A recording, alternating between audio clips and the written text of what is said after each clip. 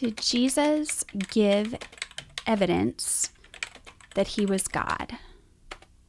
The fact of Jesus saying that can be proven so many different ways by the skeptics themselves, as well as believers, the Jews, the Romans. You have recordings of this in going different directions. So you can see that.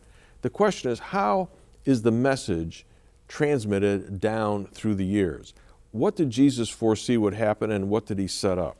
Well, what Jesus is doing is he's presenting himself as being at the center of the program of God, when he's being confessed as Messiah. What he's being confessed as being the anointed one who brings the salvation of God. He's at the hub of what God is doing.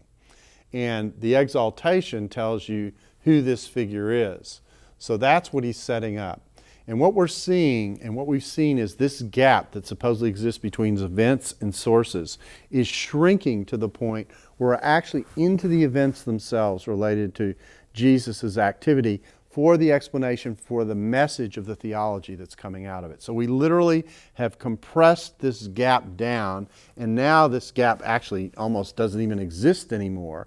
It doesn't mean that there isn't development in how the thought is expressed in the various ways of talking about it, but the core idea that Jesus is the central figure of salvation through whom salvation revolves, that's in what Jesus is doing and saying, and the disciples pick that up as witnesses. So we don't have competing theologies. What we have is the development of this core theology being expressed with some variety of emphasis between the various writers, because they're highlighting different aspects of it.